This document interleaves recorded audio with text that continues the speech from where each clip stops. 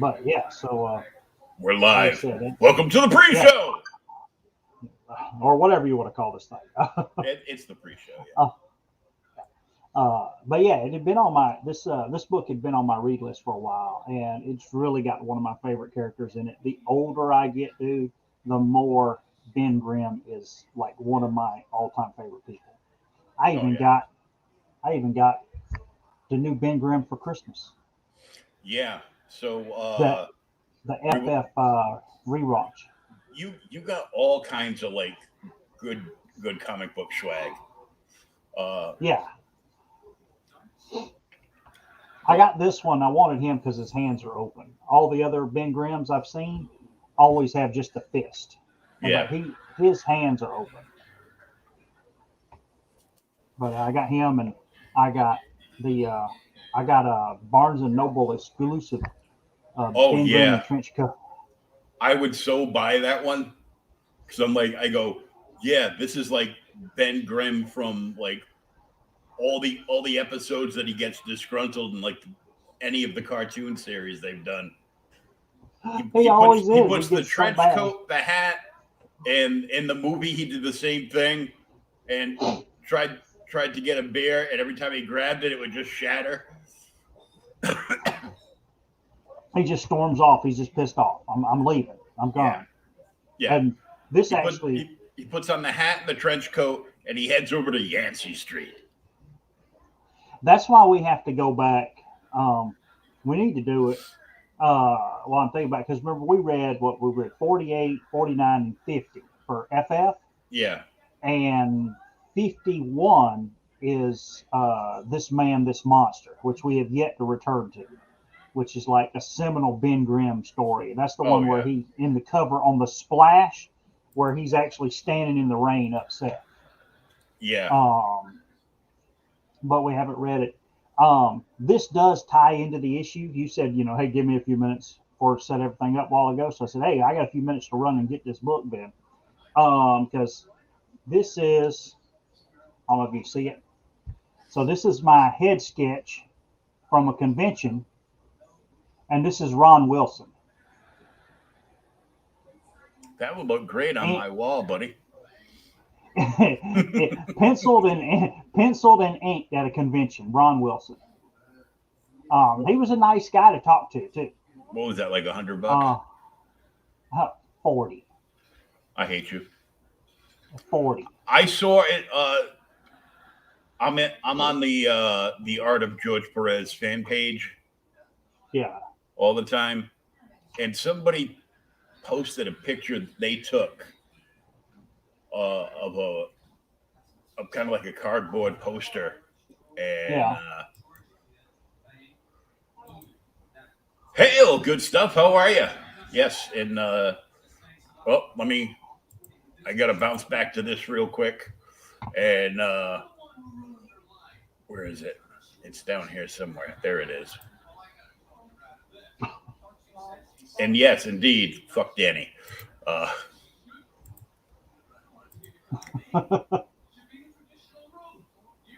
Some of the TikToks are hilarious. What am I missing? oh, oh, a bunch of us all got on TikTok at like the same time. Yeah. So I like when Sean to the Art Show will post like, he'll make like a TikTok of like a piece he's working on, or he'll do a TikTok for, yeah, last night on the Sean to the Art Show on Creators Outlet, I started working on this. It's still available for claim, blah blah blah. So I'll take that and share it, but I'll just be like flipping through, and so I'm sending them like a whole bunch of like funny TikToks that are definitely in an over 21 environment, but uh, I said it so I go, well, I figured this is some stuff you know that he can show the wife because it's funny, and they'll download it and they'll use it on his show because he'll just like Yeah. pop something like funny up, and Damn it. it's a very entertaining show. But yeah, thanks, good stuff. I'm glad I'm entertaining you. I didn't hear anything. I haven't heard anything back from for a little bit. I know it's busy over the holidays and everything, but yeah. Yeah. And, It's been stupid busy everywhere. yeah. And I also shared this just. Oops, that's wrong. Yep, it's good stuff. Hey, yeah. Uh, I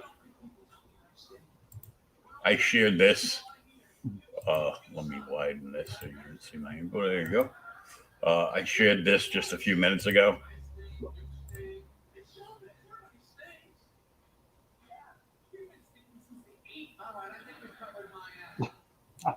I saw that.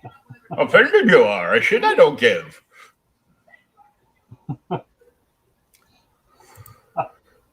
Yep, we like the TikToks on the F around show. Yep.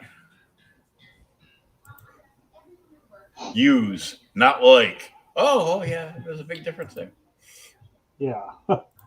Yeah, I saw that a while ago. But So Thomas and I were chatting about what you get.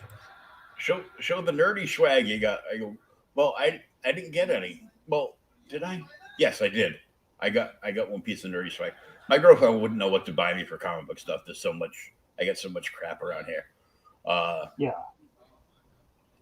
And but she did get me this really cool like oversized Grogu baby Yoda coffee mug that's like like cartoon stripped up. Oh, okay. I think it's my fave TikTok you sent so far. It's the 20th Century Fox. We can't show that here. We're trying to be PG-13. Yeah. So she got me a pendant that had a saying that a little intimate, mushy stuff. Yeah. And I put it on she got me a Boston Bruins lanyard. Oh, cool. But you gotta wash it with something because it smells like old car oil. Okay. It smells like oil. So it's just. Yeah, I wonder if somebody spilt something on the packaging. No, because this was like inside the packaging. I think it's just like, they used something to clean or like produce the things, and it was just probably I don't know, made in China. To make the rest of the watching populace mad, I did get, talking about sports people, I did get a Atlanta Braves World Championship hat. Well, they won the World Championship, so I can't. Even though nobody gave them two chances in hell. Well, it's because it's the Braves. Yeah, I mean, it what's that old saying? It all depends about how you get hot and at what time of the year. Yeah. Not to mention, tornadoes going around your neighborhood today because it's like 82 degrees. Yeah. I got a picture of part of the mug. There's like 3 different things. It's like snack attack and something else.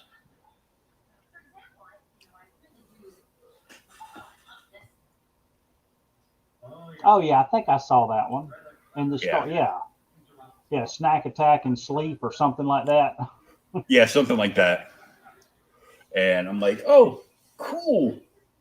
Who doesn't love Baby Yoda? It's the ultimate It's the ultimate marketing thing. They should. Did you watch Boba Fett?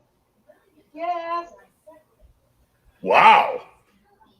My Little Pony watched Boba Fett. Cool. Yes, my wife watches all this stuff while I'm at work slaving away.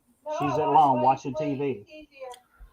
Good Stuff says his team sucks. The Reds. Oh. What's good? Oh, it was so good. It was so good. Um, I want Toy- to watch it. I just haven't had a chance. they're already advertising like the pre-sale toys for Book of Boba Fett. Yeah, I want to watch that. I got to finish watching Hawkeye because I want to see Wilson Fisk in it. Nobody still believes that Wilson Fisk is the best character in the Daredevil comic book. I don't understand why. It still bugs me. But hey, If there was no Wilson Fisk, we would have never gotten all the assassins that he's hired over the years. or Born Again, yeah. Elektra, Bullseye, a certain character that he's marrying in the books, Typhoid Mary, and of course, a certain female assassin character that's in the Hawkeye show. I got to finish watching Hawkeye, like I said, with that. And the other show I want to watch is that I'm really looking forward to. I don't know why. Is freaking Peacemaker on HBO. Oh God, no. Really? You don't want to see Peacemaker? I don't care how good it's supposed to be. I don't have that. I looked into getting it because I go once they've got all the stuff live, like I'm so down to watch like the Green Arrow series. Yeah.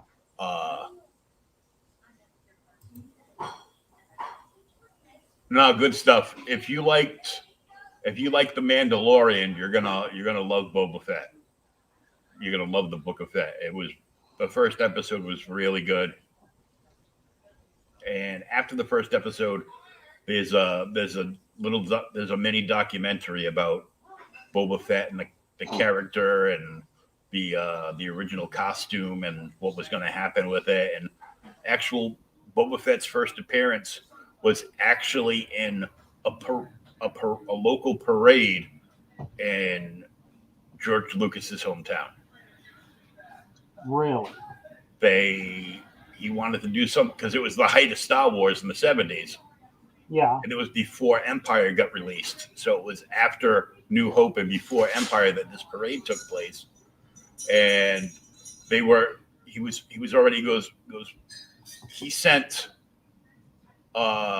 he had somebody in the actual screen. These weren't like, done ups or second ups or anything. This was like the actual screen time costumes for Boba Fett and Darth Vader walking down the street. Hello. Thank you. And now we're going to show off the Grogu mug because you heard me talking about it. Oh, God. Well, I got to sip some coffee out of it first so I don't spill none on bugs.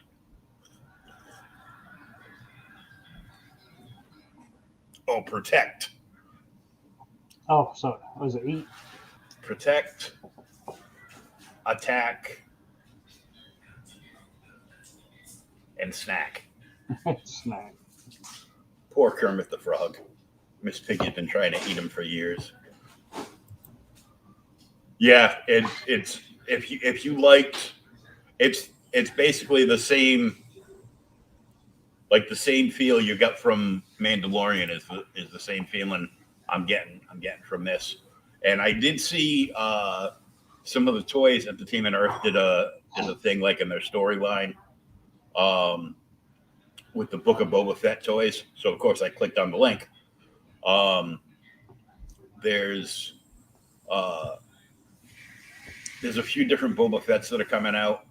There's Black Series Boba Fett and Fennec, and there's retro Boba Fett and Fennec, and I think a retro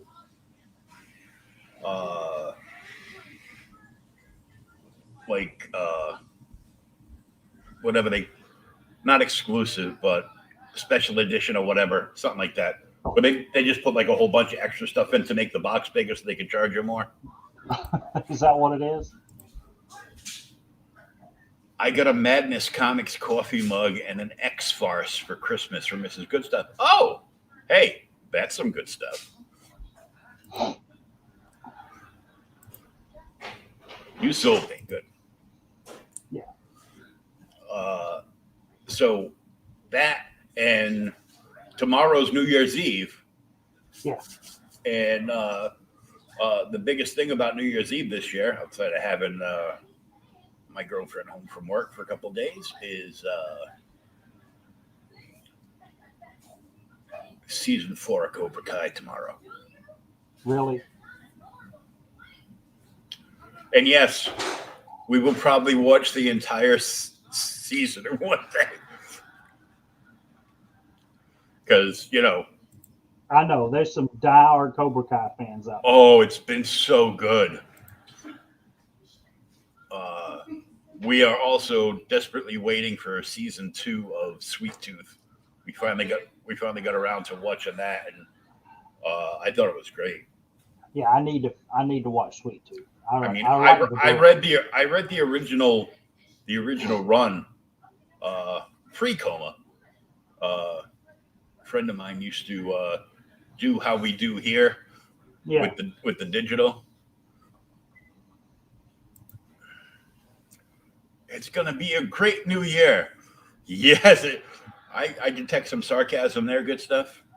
I predict a bigger shit show just because of what's going on with the government. Well, we can hope the Batman and the Cat turns out to be a good movie. I like Cobra Kai. I fell behind. I'm on season 2 still. Hurrah! Catch up. It's so I can't wait. I've watched Cobra Kai through, like, when just before season 3. I watched the entire thing through like 4 times. Really? I watched the first episode of Book of Boba Fett 3 times. I watched the mini documentary twice. I watched it. I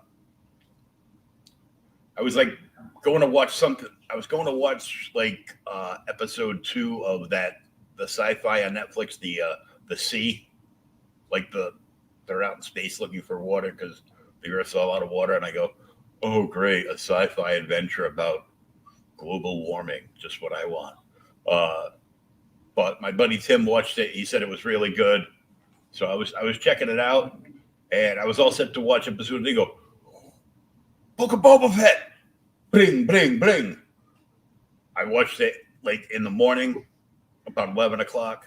I watched it again like around 3 o'clock, and when my girlfriend got home last night, like after dinner, we watched it together. And are the episodes like 30, 40 minutes like the ones in The Mandalorian? Yeah, about 40 minutes. Okay. Yeah. Okay. And it was good. Oh, it was so good. But they've got they're releasing a play set for the throne room of Jabba's palace. So more you Star Wars figures. Yeah, of course. But it's Boba Fett.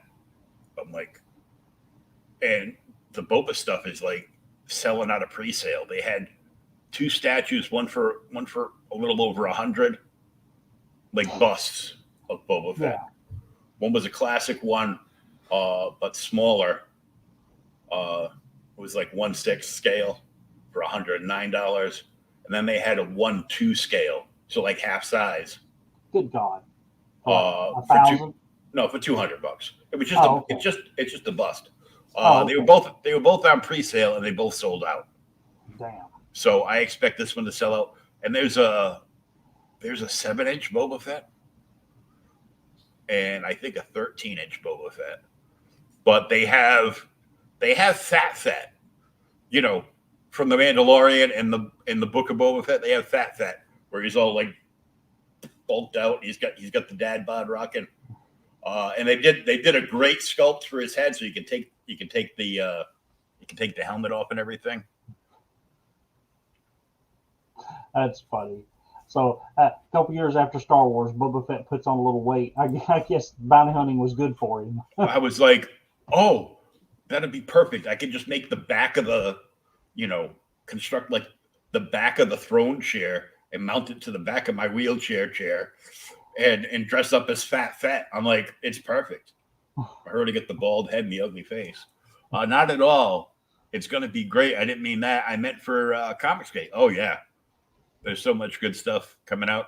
We have another year to look forward to. B-Rose from Black Rose Comics talking about Sarah's bum coming out. It's actually Sarah Bum, but it's so nostalgic. I love that about Cobra Kai. It brings back great memories. Yep. Oh, snap. That'd be cool. Talking about that. Dad bods rule. Yeah. We're not built for speed. We're built for comfort. Like a Cadillac. El Dorado, 1973. Somebody in our neighborhood, actually, I saw on the Facebook Marketplace in the town over from me. It's about 20 miles away. Mm-hmm. He said he no longer can physically drive the vehicle. I'll have to send you a link to it. He's got a restored, I think it was a 79 Corvette Stingray with the T-top. It's gorgeous. He's like, it's only got 3,000 miles on it. I can't drive it anymore for health reasons. He's too fat. I don't know, but he's like, look, you bring let me tell you something. 18,000, I'll take it with you.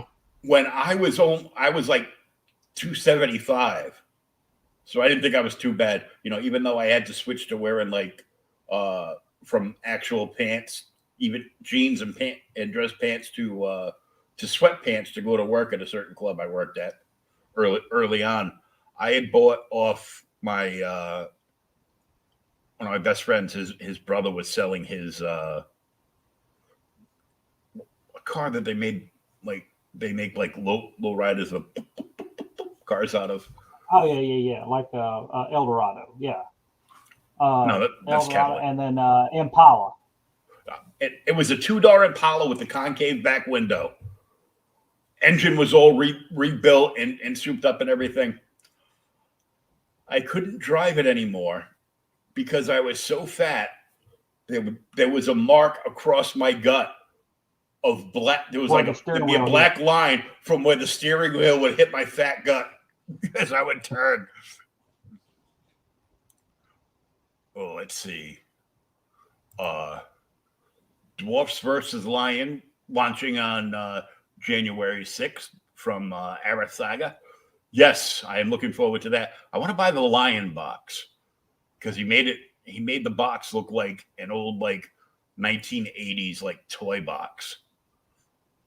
And he made like a 3D printed lion from the comic book. Like souped up and like pot mech and pot lion. And he had his daughter do the photo modeling, like his little daughter did the photo modeling, like she was playing with a toy and having fun and stuff. And those pictures like on the box, like they used to do. Roach Balls launches February 22nd from Rich Ayala. Yeah. What? 3,000 miles? Yeah. He had it completely rebuilt. Yeah, completely rebuilt. I don't think I have enough money to get both. I'm on limited funds. I am going to be restacking some stuff over here in the comic cave and gonna start posting sales listings again in one of the groups. I'm not having much luck because I mean everybody's got all this extra stuff, so they're trying to sell, and there's a bunch of like freebie giveaway stuff up here, so we're checking it out. Mrs. Good Stuff and I had dwarfs. Yes, in the book. At least in the book. I don't know how tall you are, so I can't say if you're a dwarf or not. But I don't think I've seen you walk in and sit down in front of the camera, so I'm pretty sure you are far from a dwarf in real life. Yeah, they drew a whole bunch of people's characters as characters of dwarfs in the book. It was great. I might have to hunt that down and I'll send it over to you. What's that? That posting for that car. Oh yeah. Just so you can see it. Oh yeah. So All right. So now, we're gonna launch the actual show and end the pre-show, our little chit chat session, and then we will get into Marvel 2-in-1 Annual number 7, the boxing match of the century.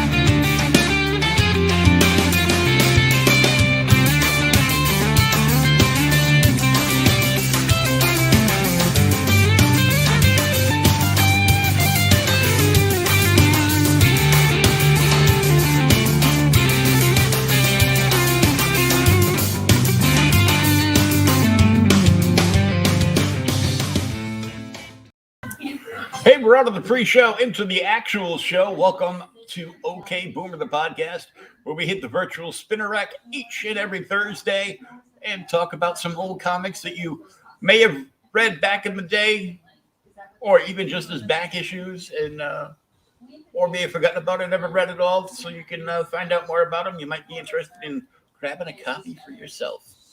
Hopefully your store has a back issue section. Yep. So we're talking about Marvel 2-in-1 Annual, the Thing, and the Champion. Yeah, and they shall call him Champion. Yep. Oh yeah. Yes, I will. Thomas is going to send me the link, and I will DM you the link so you can check it out. Good stuff. But, I loved Stingrays. Oh yeah, it was crazy. But yeah, so this is annual number 7, Marvel 2-in-1. I saw online they were talking about this in one of the comics groups I'm in, and they were like, "This is the best annual that Marvel put out in the 2-in-1 annuals, right?" And they were like, "Of course, there are only 7 of them." Problem is if you consider this the best one, the problem with that is number 2 in Marvel 2-in-1 is part 1 or part 2 of the first Thanos war, like before the Infinity Gauntlet. It's the one where Thanos, goes after the Infinity Gems, and it's got Spider-Man up, he's holding him above his head, going to throw him and kill him. You ever read that one? No. No. Are you serious? I think I got, because I would like just. I would be in like an online auction. Yeah. So I might have like 2 or 3 issues of the Thing solo, unless that was the Marvel 2-in-1. Is that the same thing? Yeah. No, the Thing solo is a different book. Okay, I've got a couple Thing solos, and I might have like 1 or 2 of Marvel 2-in-1s, just because they were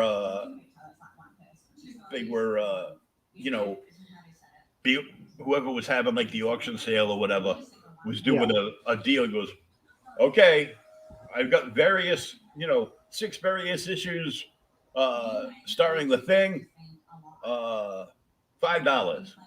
Yeah. I'd be like, they're good. Mine. Yeah, they are good. What's all the ruckus? Well, we're going to get into that. So let's turn the page. All right. So there's our cool cover. We've got, we talked about last week, we've got Sasquatch, Colossus. The first Sasquatch. Yeah, the first Sasquatch. Because he's still a dude here, and then the character comes back, and the second one is a woman. So yeah, first Sasquatch, Colossus, the Thing, Thor, Hulk, Wonder Man in the very back, and then Submariner. Yep. And we open up. Yeah, there it is. And they shall call him Champion. With I kind of thought this was a little funny. So you got Thing on the splash page of striking a pose for Alicia because she's sculpting him and stuff. But she's blind. How the hell is she? I know. I said the same thing. I'm like, Why is he posing? Yeah, she's blind as a bat. Because she has him strike a pose and she feels him. Yeah, I mean, I got that, but you ain't got to Man. hold it, man. You can stop for a minute. And she's like, get back into the pose. Okay. How do you keep your shit together when your blind girlfriend is groping your body in that itty bitty pair of shorts he's wearing?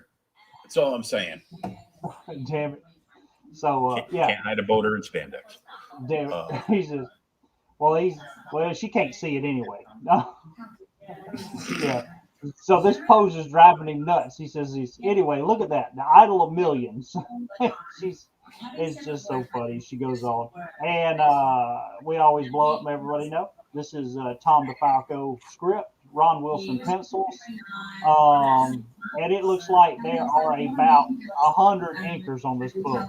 We got Camp, Esposito, Ganasha, Green, Gil Kane, Stone.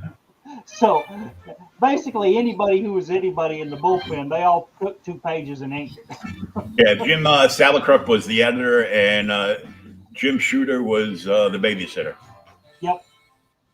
But so there's Alicia, and so yeah, here's where she feels up his leg because she's like, oh, I'm not quite right on this little piece. And he starts getting a cramp. I actually thought about this. So how is he getting a cramp in his rock body? But we don't know because he's getting a damn cramp. And he's just tired of standing in the same pose. He probably is.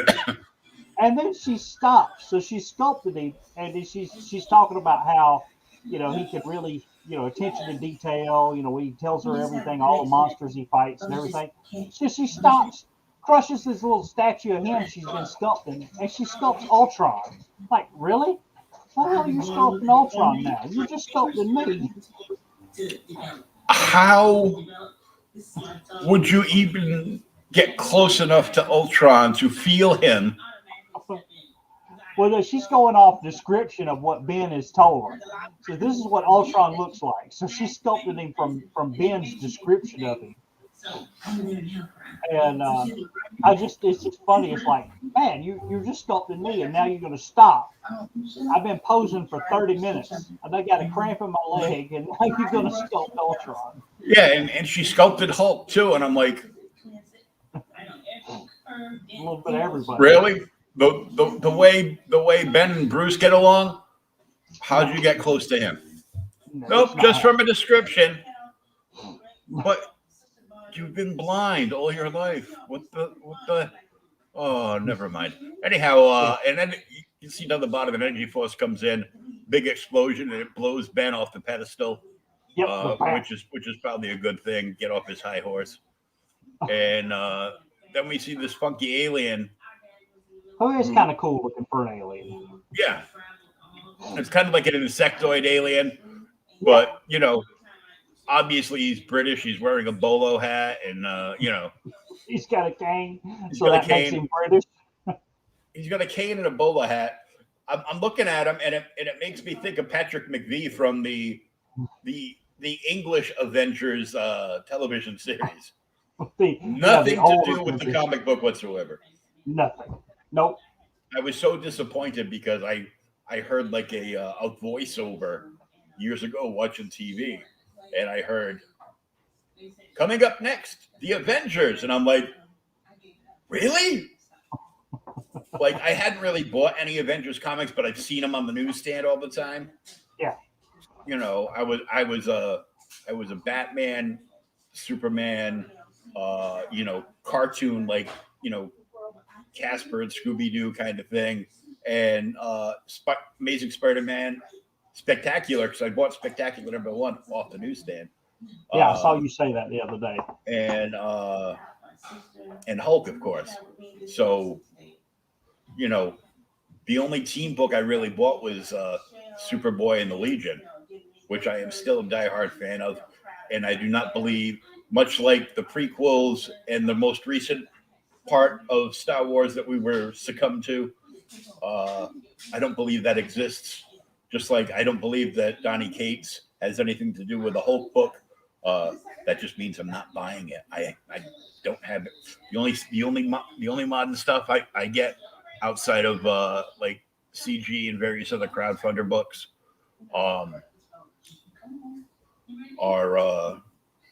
like Bad Idea and the Dracula series from Rich Davis. Like the new one is Rise of Dracula. It's like a 3-arc thing, and it's already been opted for screenplays and stuff. So, cool. On with the show. Yeah, nothing but back issues. Our insectoid guy shows up, and he says we find his name. His name is Proja. He is the promoter supreme. Of course, Ben's like, hey, keep back, stay away from him. And this guy comes in, and you look down at the bottom, he starts like feeling up the thing. He's like, oh, I'm offering you a chance for fame and everything else. He's like tapping him, making sure is he really rock? Is it making sure he's solid, that he's going to last in a fight. Exactly. He's like, oh. And Ben's like, hey, I really, I don't know if I got any, don't want to do this. And then finally the guy's like, look, it's a tempting offer. Maybe we'll, do it later on. And then he reaches out and kind of shakes the guy's hand, let him go. And when he does, Ben gets, hoodwinked. He gets shanghaied. And like just disappears and takes it. And then the story, changes over. Now we leave Alicia there, and she's like, Ben, is he gone? Is he gone? She can't see crap. She has to figure out in a minute Ben's gone. And back in Chicago, we see Thor head up to the rooftop. Actually, Donald Blake head up to the rooftop. This is when they were still connected. And he taps his cane, becomes Thor, and heads off. And as soon as he starts flying off, here's our promoter guy who shows up and pretty much, takes Thor. And then, as the story progresses, now we see Doc Samson. He's doing his psychiatric thing. Talking to somebody, and this guy disappears. He takes Doc Samson. And as the story goes on, you see he collects all of the powerhouses in the Marvel Universe. Yeah, takes the Hulk, Colossus, Wonder Man, Sasquatch, Namor. Yep, everybody. And then goes to take the Vision and then realizes that, nope, we don't have many rules, but one rule we have is you have to be humanoid. Yes, you have to be humanoid. Yes, and so he actually skips the Vision. And then Wanda is a little upset that what, he didn't want to try to take me? No, men only. Sorry. Yeah. It's boys club. And I know you're a big fan of WandaVision. Yes. Not so much the TV show as the actual comic characters, but yes. Did you see the new action figure of Wanda in this outfit with the red and the pink leotards thing? No. I will find the picture and send it over to you. Yeah. Now here's the other thing too. Talking about this, going through, because somebody was saying it in one of the other groups the other day, and I know I've talked about it on the show because this book's from '82. A lot of people don't like. Ron Wilson is kind of down on the lower echelon of the guys that worked in the 80s. Yeah. I have no idea why, because granted they only put him on. He drew the Thing. He drew almost all the issues of 2-in-1. Mm-hmm. Outside of like the first 15 issues, he drew all the rest of them. He drew the Thing. He drew the Hulk magazine. Yep. He did the Thing series by itself. A bunch of other stuff. Black Goliath. He did a bunch of characters. And this is a nice looking freaking Wanda in this panel. All of it's really good. I have the issue of Black Goliath that they kill him in. They kill Black Goliath? Figures you'd have the issue they kill him in. Oh, great. Here we go with the ists. That series only ran 20 issues? If that, yeah. It was a really short run, kind of like Black Lightning. Yeah, it wasn't very long. But I've got almost all the Black Lightnings now. So Well, at the last panel down here is, Wanda just says, hey, look, and even the Vision's like something's going on, and we have no idea what it is. It's bad. mm-hmm. And of course, as we turn the page, we find all of our heroes have been transported to some kind of gym. And I did have a problem with this panel. Okay. He's not a powerhouse, but he is one of the X-Men, and Colossus is here. But they bamf in. Yeah. Oh, they bamf in. Yeah. It says it right there. I'm like, not without Kurt. What's wrong with you? They're like, well, we need a sound effect. Oh, just use bamf. What the hell? What do they call the omopedia or something like that? I can't remember what that's called. But yeah, so they bamf in, and it's a gym. You see little, punching bags and workout equipment, and there's a 4-armed robot up here, and they're like, what in the world is going on? And of course, Thor's like, hey, we are far from Earth, maybe in a dimension or something. And everybody else is trying to figure out what the hell's going on. Even Wonder Man's like, hey, it looks like some futuristic sports movie set. Yeah, because he had already quit the Avengers because he didn't want to be a hero. He wanted to be an actor and make money. He wanted to make money. So they start looking around and examining this place, and they see everything. They're like, oh, well, here's weights, and here's Samson goes and checks out like a sparring robot, and Namor's like, BS, I'm leaving. So he crashes through the wall, and then they're in some kind of like a globe, floating in outer space or something. Mm-hmm. And he flies off, but he quickly gets transported back. And when he gets transported back, then this figure of Mir, comes in, and we find out that this is the champion. And he is here and has brought all of these powerhouses together for the ultimate test of physical strength. They're going to fight for the death.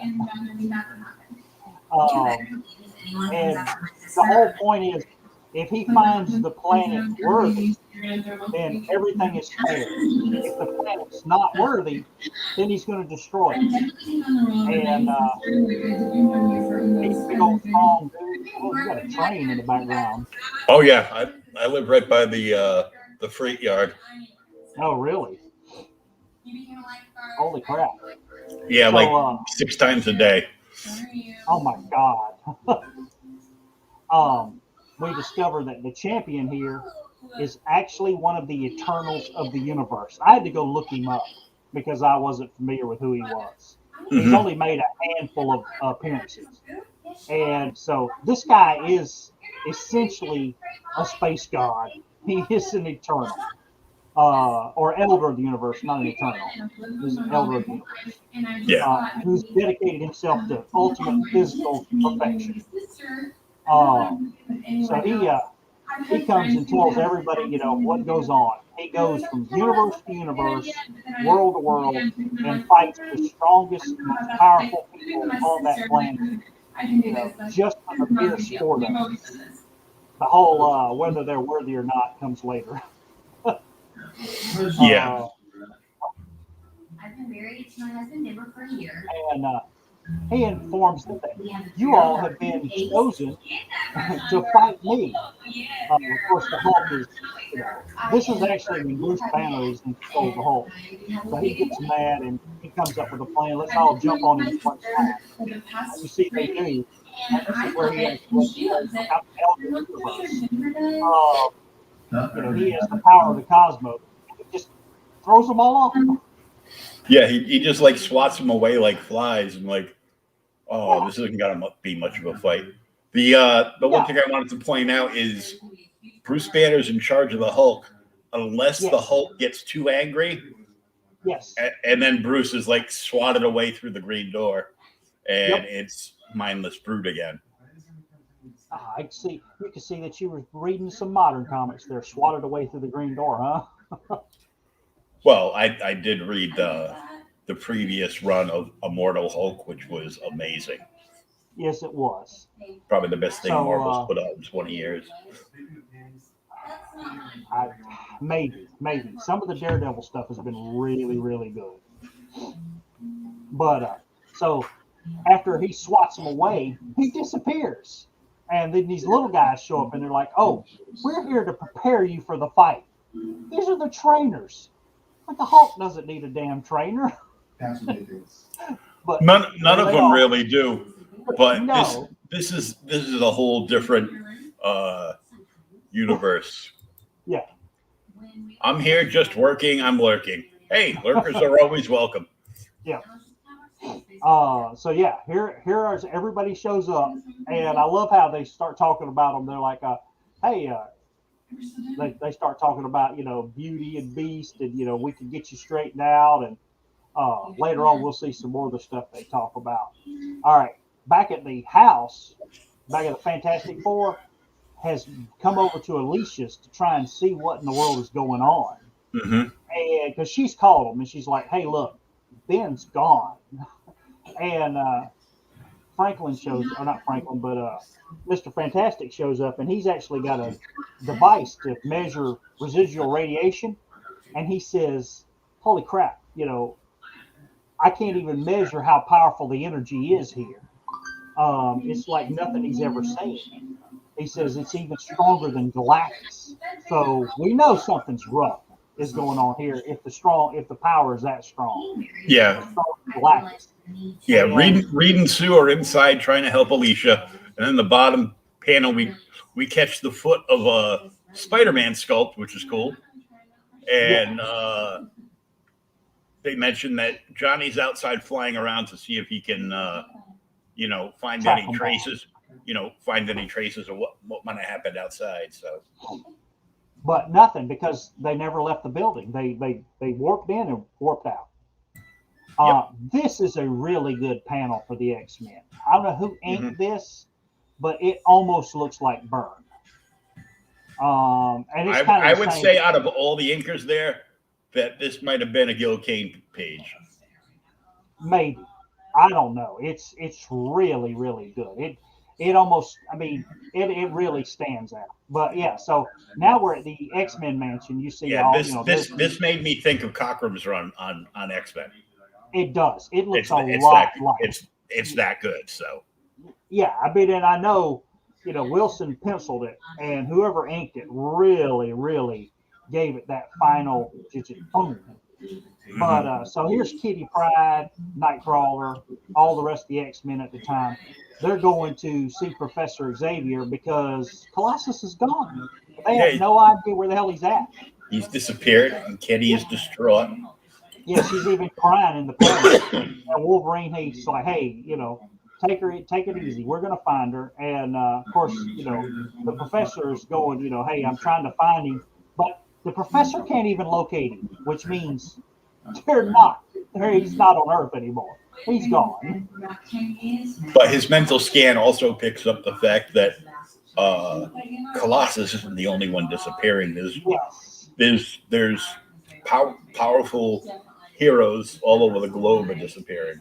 Yeah, he says, it appears that those who have taken possess truly incredible super strength, and I wish I knew why. Because he's actually not even talking. He's committing telepathy. Telepathic. All right, so here's the workout part. So now we go back to the gym, and the Hulk is the first one they show, and the guy's like, "Hey, punch this metal punching bag," and the Hulk just tears it up. Yeah, it's supposed to be like 10 tons, and he just obliterates it. Exactly. Guy's like, not bad, he don't have a whole lot of style, but look at that left hook. And then we've got, Thor, who's now fighting. He's like between this crushing machine or something, and he uses his hammer to break and destroy one part of it. And they're like, "Hey, that's good, but you can't really be fighting with the hammer." And Thor's, "Hey, I fight with a hammer." Then we see here's Doc Samson, who's now in front of this. It's like one of them workout dolls or workout dummies. He's like, "Hey, try and stay alive. It's going to be quick." Yeah, it's a robotic workout dummy, and it knocks him out. I find this totally unfair because the first hit he takes is to the groin. Is that what it is? So look at that middle panel. It hits him. It hits him right in his speed bags. Yeah. And So then the second one is like this big, huge hammer coming out and knocks him out. And they're like, he's no good. Yeah, he's just out cold. Yeah. So He failed. We'll get rid of him. Bam. He's back in his office. Yeah, he disqualifies him. Then they go to Namor.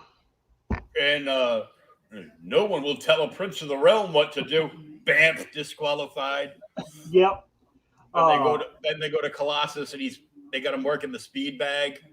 Colossus tries. He's like, well, I see what the other heroes are doing. I'm going to try. So he actually does. He works the speed bag. It's a rather big speed bag, but yeah. Sasquatch is doing the old-fashioned futuristic wall pulleys. Yeah. And the guy's like, hey, he's really strong. He says, keep going, buddy. We've got a lot more to go. 100 more to go. Only another 100. Yeah. Then they go to Wonder Man. They got Wonder Man on the bike, and he goes, I quit the Avengers to become an actor. What the hell am I doing here? He complains the whole episode. The only one who's really boxing or anything like this to show what's going on in the comic is the Thing. And he's in the ring, and he's fighting the four-arm robot, which he lays waste to. And the guy's like, good show, good show. He says, but the champion's better. I'm like, really? Thanks for being optimistic there, buddy. What's funny is the champion, like, sends all the press releases and everything else to all the newspapers over the world. Yeah. The champion versus the Thing. The Thing highlights the damn show behind the Sports Illustrated, Time Magazine, news all over the planet, Daily Bugle, Thing versus Alien Champ. Yep. I thought that was funny. Yeah. So then, of course, they're going to have this. This is in the 80s, so they're going to have it at Madison Square Garden. Yeah. So it's an alien. It's an alien. They took them to an alien world, but would they have them fight on this floating alien planet? No. We're going to go to New York City. New York City. Exactly.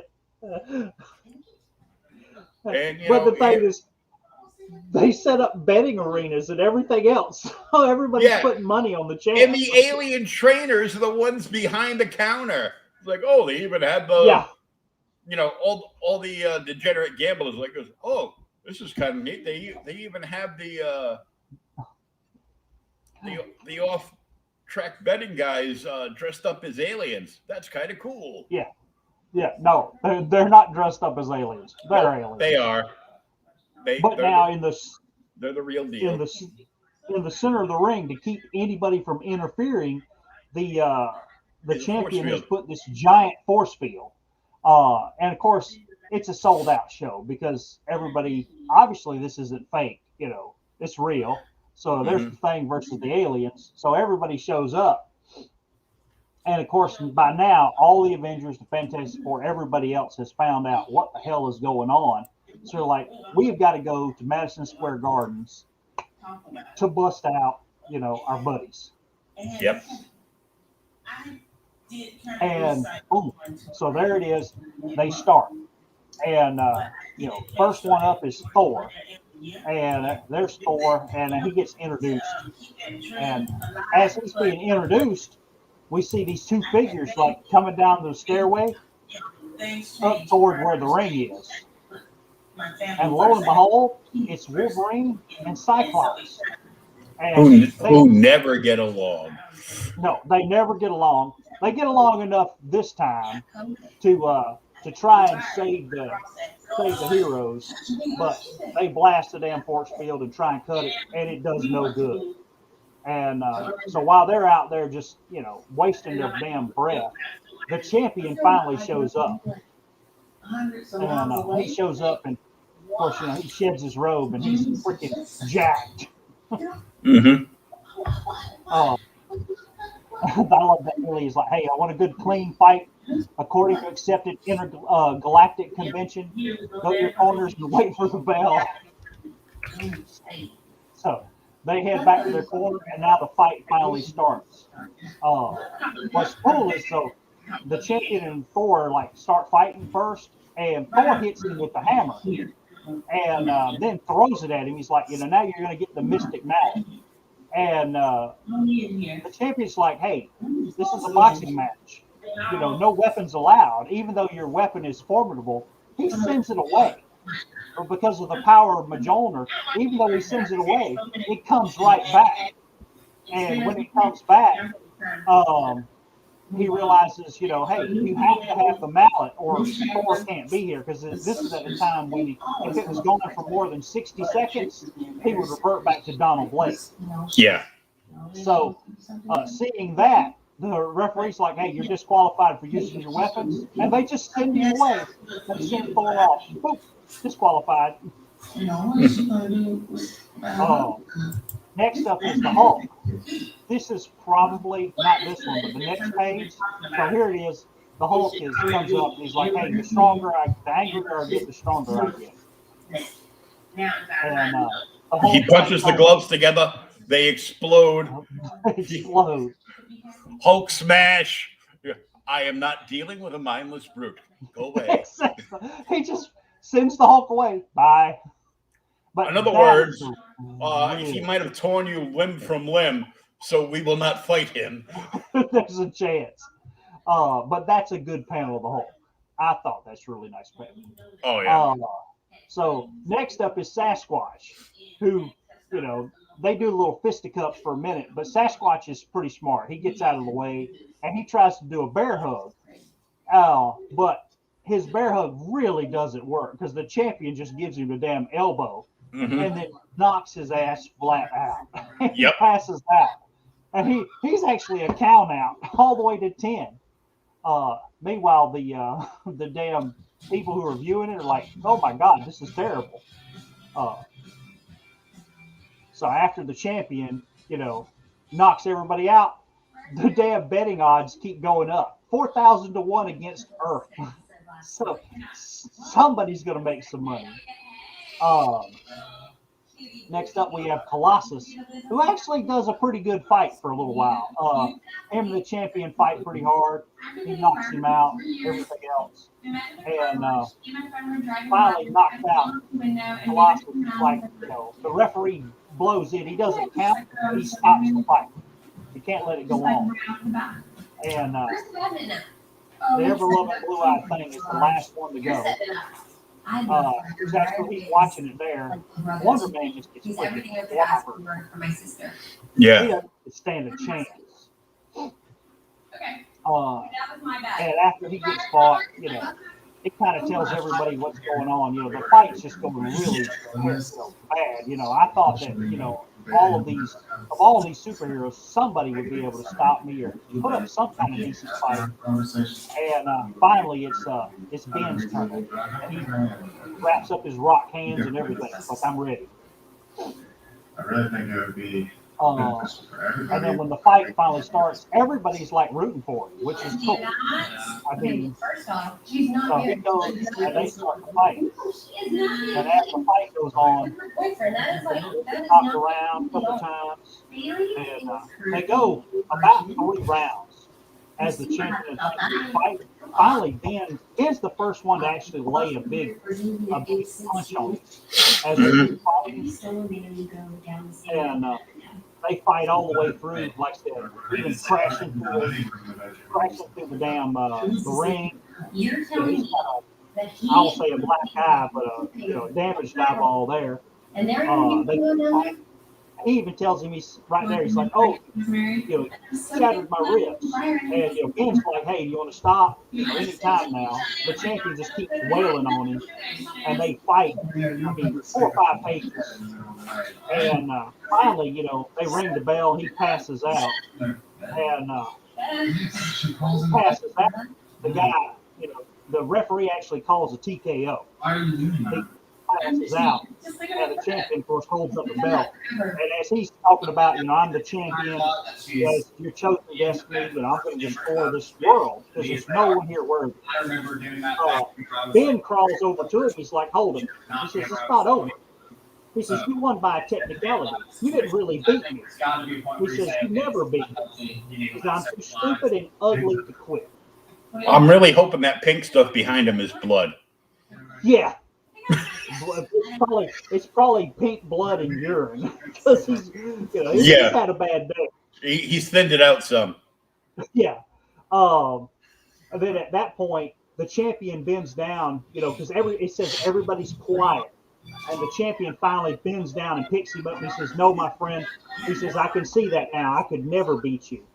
He says, I could break your body. I could break your bones, but I'd never break your spirit. And he holds him up and he tells him, he says, any world that could create someone as noble as you is a world worth saving. And then he tells him, he's like, hey, farewell. I've got other stuff to do. I'm gone. He says, I'll never see you again, but, it's a pity. If I did, I would give you and you alone the chance for a rematch. And Ben's like, no thanks. I've about had all I could stand. Of course, when he passes out, the force field disappears. And when the force field disappears, everybody rushes in there. They're all cheering Ben because he's basically saved the freaking world from annihilation. And they all pick him up, and they're like, it's not going to do him a lot of good. He can't hear it anymore now, and he's got months of rehab left because he got the hell beat out of him. And that's kind of the end of the book. Is it really that big? Yep. It's really good. It's kind of, I won't say kiddie, but it's a really good book, man, especially for the 80s. If I had read this back years ago, it would have, it still makes me think about it now because it's that good. But this would have just blew my mind if I'd read this when it first came out. Oh, yeah. I would have been a Ben Grimm fan 30 years ago instead of, just within the last 10 years. Yeah, because, this book came out, I was still in elementary school. Yeah, it came out in 82, so I was 82, I was 9.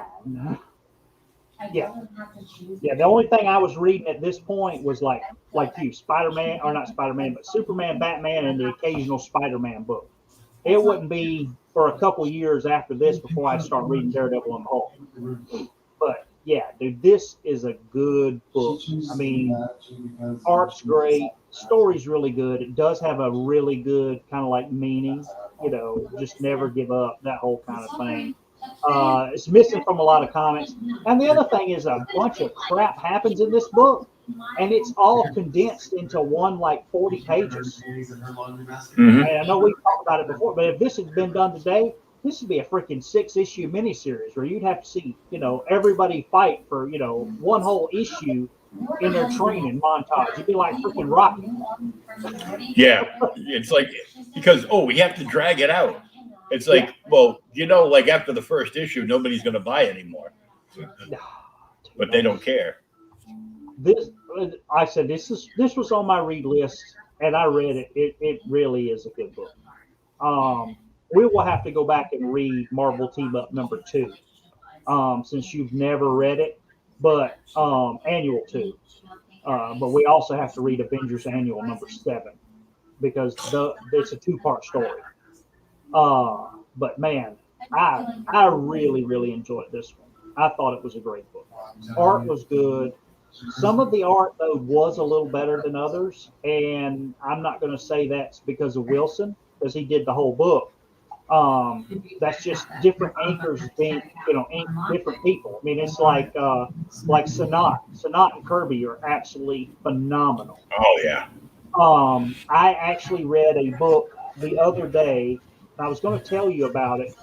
I have to dig it out and tell you which one it is now because it's one of the books I bought at the antique store, and it's got you and your damn Byrne. Antique store. I hate you. Hey, look, it happens. But it's got the art is by Byrne, and the pencil, the inks are by Perez.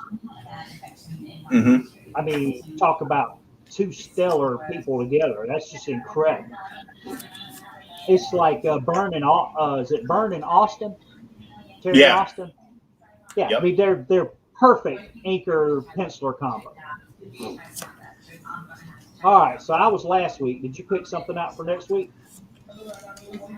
I'm looking through a pile of back issues. I got a pile of back issues right here. I know you do. Well, I want to do that. What did you say? FF 51. Yeah, This man, this monster. yeah. I want to do that, but I don't want to drag us through. Two major, two big thing books. Back to back. Oh yeah, that's fine. Even though it wouldn't be until next year. That's only like 4 days. Yeah. But Yeah, if nobody didn't see it, there's my cool thing I got for Christmas. oh yeah, well we can drop the book out. You can show that again so people can see it. See, it's a Barnes and Noble exclusive pop figure. I don't have many pop figures actually. I got a handful of them. Usually it's just monsters, and I got that's the new retro thing figure from the FF line, the new one that just come out. I got this one because his hands open. He's got his hands open instead of fist. And then, like I told my kid, he's got teeth. See his teeth? Well, he got. That's another good book. Marvel. What is it?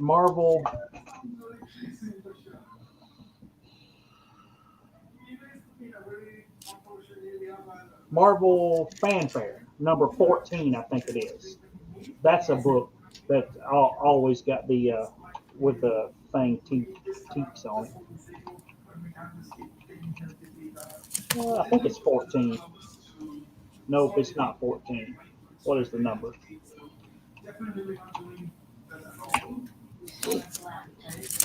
15. I was off by one number.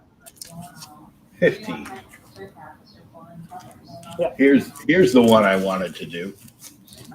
Since we were speaking of Batman. Batman, huh? Brave and the Bold.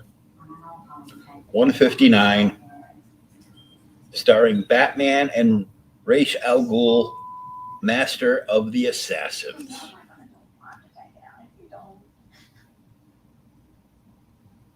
Brave and the Bold 159.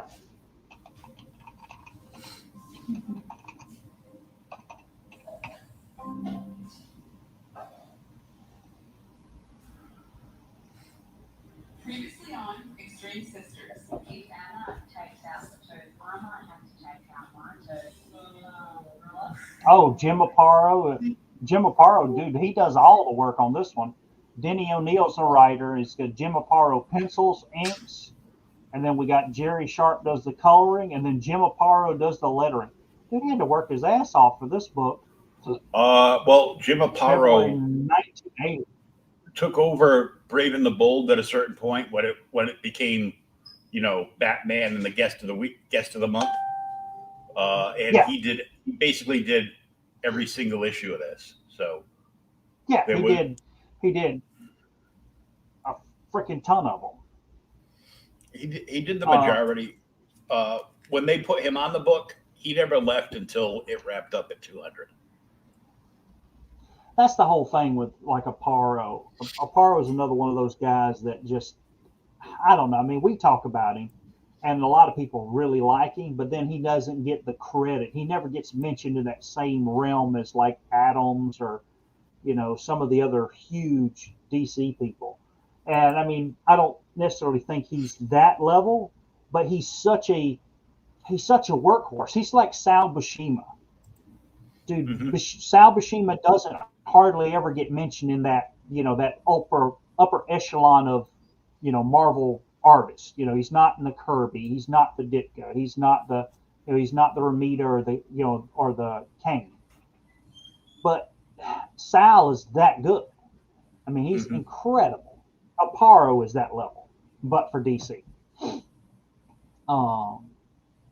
Yeah, he's like Gene Colan. Gene Colan is amazing. So cool. All right, I will get it over to you, and we will read it, and then be back next Thursday in a new year with a new comic. The first boomer of 2022, the same as the last boomer of 2022. 2021. And this way, whatever. Like this whole decade's going to be like one long drawn out year. So I can actually say it this time around because we're doing a bat book. We'll see you next Thursday, same bat time, same bat channel. Same bat channel. Damn it. Happy New Year, everybody. Stay safe, and we'll see you next year. Like 2 days away, a day away, whatever.